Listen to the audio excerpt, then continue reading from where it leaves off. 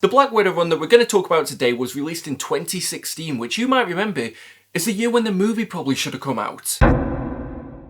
WOOFWOOF! Hey guys, it's me Marcus, aka the Mad Dog, and we're back with another video. Illustrated by Samnee and written by none other than Mark fucking Waid. This 12-issue series was first released in 2016, shortly after the Secret Wars event, and Black Widow is on the run. With all of S.H.I.E.L.D. after her, Natasha is forced to rely on her years of training to evade capture and hunt down the Weeping Lion, a mysterious new villain who's coming for revenge, and I promise that I haven't copy and pasted my synopsis for Batman Hush. But with no friends to turn to and even more enemies than before, can the Black Widow still succeed when the entire world is against it? So we're into the spoiler-free section of the review, and I have to give Samnee a ton of respect. He's like this perfect cross between Darwin Cook and Scott Young, and I was introduced to him through Thor the Mighty Avenger, which has a completely different tone to the book here, but I like that this is the same creative team that worked together on Daredevil. That was a much more light-hearted take on the character, so it still felt like this was the first time where I really got to see Samnee try something a little bit more dark. This isn't extremely dark, and it does still have those goofy sci-fi moments that I think he really enjoyed drawing, but at the same time I feel like I got to see a different aspect to his craft because of the fact that we don't really get to see him telling this type of story. It is more grounded than some of the other stuff that we've seen, and I think he handled it really well. The colour palette that was used also showed quite a lot of restraint, and it reminded me a lot of the flashback scenes that were done by Michael Locke in Captain America, because it does feel like Samnee is one of those artists that does unfortunately get lumped as having quite a cartoony style. This book really helped him to move past that reputation, and I'd like to see him go completely dark, get him doing something like Punisher. As well, one of the technical parts of the story that I really enjoyed was how the paneling was used to sort of showcase what was happening in the story. I know that sounds like an oversimplification because of the fact that yes, the panels are supposed to show what's happening in the story. Like there was one scene in particular where Natasha was in a vent and she was eavesdropping on one of the bad guys,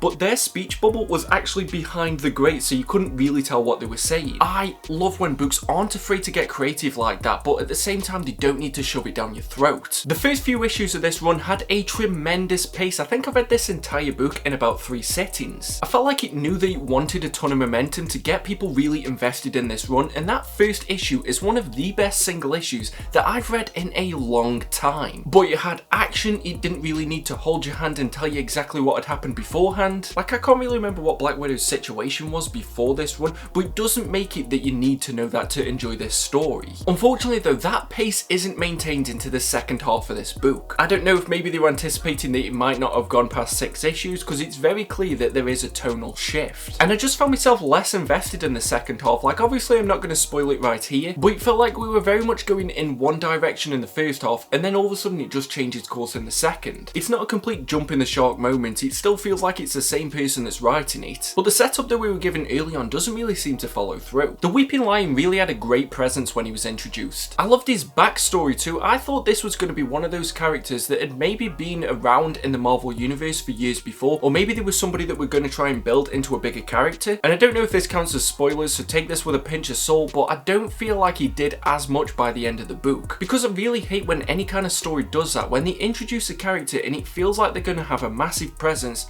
and it's just for nothing. Like I know Mark Waid can write a great bad guy, because his Doctor Doom story in the Fantastic Four omnibus is one of my favourites. I think as well, when you've got an established plethora of characters like you would do if you're working for Marvel, if you're gonna create this new bad guy, either make him have a presence or just replace him with somebody who's like a D or E list villain. But what did work really well was this constant balance between Natasha still wanting to help S.H.I.E.L.D. and do what was right, but also trying to evade them at every cost. I believe that the most interesting Black Widow stories do come about when she's being hunted, because she is the best secret agent that they've got. So all of a sudden, if you flip that on her head and have her being stalked rather than the one doing the stalking, it creates this great storytelling opportunity. I think it was the second or third issue in particular where she's trying to save somebody who works for S.H.I.E.L.D., but at the same time she has to constantly look over her shoulder just in case they're going to find it. When we're in that part of the story, even though I pretty much blasted through those issues in one sitting, I wish that this run would have been longer so that they could have explored that a bit more. Have her go completely off the rails. Like if this would have been 12 issues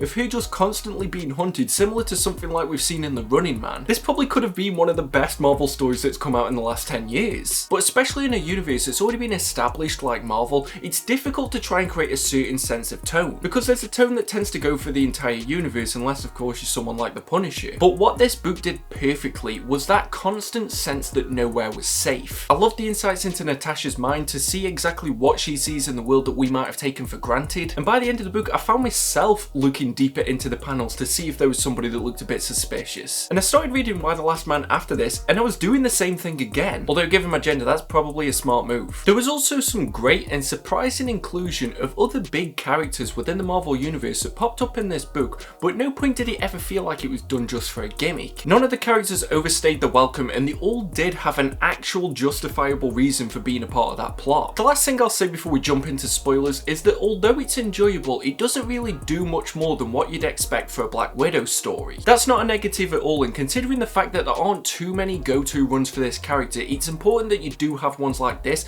that are just enjoyable and do exactly what you expect them to do. But it does feel like there was greater ambitions at the beginning that unfortunately were abandoned halfway through the run, and it opts for a bit more of a paint by numbers approach, which is still fun, but it doesn't really do anything that's groundbreaking. So we're jumping into the spoiler-free section now. If you don't want anything ruined, I'd recommend skipping to the final verdict timestamp down below, or if you're planning on leaving the video now, I hope that you enjoyed it. Give it a thumbs up if you did, definitely subscribe if you're new here, and let me know what you think about this more laid-back approach to reviews. But to kick off this spoiler section, I have to talk about the fact that I think that the Weeping Lion was killed off way too early, and also in such an underwhelming way. I thought that he was going to be a great antagonist. I thought we were going to have the next big Marvel bad guy. Okay, maybe not somebody on the level of like Thanos or Galactus, but still, I thought he was going to be somebody that would be a real threat for all the street level heroes. And especially considering the build up that we had to this character, the layers of his organization that just seemed to get deeper and deeper. I just found myself disappointed in the fact that he was killed so easy and it wasn't even done by Black Widow. And when I said in the spoiler free section that they could have maybe got like an established D or E list bad guy, I was thinking something similar to what they did with Purple Man and Alias. I think that would have been much more impressive than using a character that they created for this that didn't really serve much of a purpose in the end and was killed off in such an underwhelming way. To its credit though, Anya was an intriguing replacement, even if in some cases when I was reading a dialogue it felt a little bit like the Arkham Knight, but I liked how her mind worked and how it was clear that her perspective was warped, and even that she gave Natasha the option of either killing one of the pupils or letting S.H.I.E.L.D. be destroyed. It reminded me so much of a choice that you have in the original Infamous game on PS3, which is something that I really hope gets remastered. I loved that game. But these two did have a great fight, which I felt somewhat redeemed the fact that I was disappointed that the Weeping Lion was taken out so easily. It's just as soon as he was killed, I was immediately reminded of season 1 of Luke Cage, because it didn't pay off in this great shocking moment that solidified this as such a great book. It was almost like I found myself going, oh great, you've completely shot yourself in the foot. So I'm a little bit on the fence with how I feel about the antagonists overall, because I felt like they had much more potential, but we never really got one true story with either of them. Iron Man had a really fun part in this book, and I like that it came at the point in the story where absolutely nobody trusted Natasha and she still double-crossed him. And in a similar way, the part with the Winter Soldier was great too, because it reminded me why I like this character, because I am not a fan of him in the MCU. And that's not a knock at Sebastian Stan, because I think I'm pretty safe in saying that there's absolutely no chance that he's ever going to watch this. But the Winter Soldier in the MCU is just there for the sake of being there. Whereas in this book, he had an actual purpose and it felt like he was on his own journey. It reminded me just how skilled he is at being a secret agent, because I love the fact that he actually appeared in the background of some of the earlier issues before he was actually introduced. It made you go back and look, and then all of a sudden you spend the rest of the book looking and seeing if he appears anywhere else. I love little details like that, and it just solidifies the fact that this is a world that does contain some very high-leveled spies. And if there's one thing that this book has to succeed in doing, it's proving that. Because in a way, by doing that, it makes you as a reader get into the mindset of Natasha to the point where you do have to look in every panel and see exactly what's going on in the background. You can't take anything for granted or think that somebody might just be a pedestrian, because they could very well be the next person that's trying to attack you. I was fortunate though, because nobody attacked me whilst I was reading it safely in the comfort of my own home. Elijah the Mind Reader was a character that was introduced quite later on in the story that became quite an important plot point for it, and honestly I found him quite a bit annoying, but I do think that that was intentional. In a similar way to how Yorick annoys other characters in Y the Last Man, and the fact that I annoy anybody who watches any of these videos, I think that is what they were going for, and that made a perfect counterbalance to Natasha. Having somebody that doesn't have the same combat skills as Natasha but has a very high level of intelligence does make for these duo to be quite an interesting watch. I liked as well that he didn't seem to know the limits of his abilities and that he was testing it throughout the book. I think he was a great addition, but it just highlights my points of what I was saying, that halfway through the book it does just seem to change a bit too much. And this next point might sound a little bit dumb, but please just remember I am a stupid reader, which means that I don't read for the subtext or the deeper meaning, I read purely for the enjoyment of the story that we've got. But it's no secret that Black Widow was a spy, but by the end of this it pretty much turned into a James Bond movie. That could have been intentional, and it would make sense sense, but I haven't read too much about the behind the scenes of the creation of this book to know if that was actually the purpose of it. But with the way that Anya was speaking and the way that she had these 7 pupils set up and they were all going off this one clock, and then it meant that Black Widow could save the day by just shooting the clock with a gadget that she's got in her wrist. The entire time I was thinking to myself that this is pretty much a James Bond script that somehow found its way over to Marvel. And I'm not complaining about that, but considering at the beginning of this book it felt very grounded and realistic, especially during that issue that was at the funeral. And I know that it'd already been introduced that there was flying cars and she somehow stole a jetpack off somebody in midair, but I felt like it was at least trying to be as grounded as it could with the concept, so that by the end when we had this James Bond narrative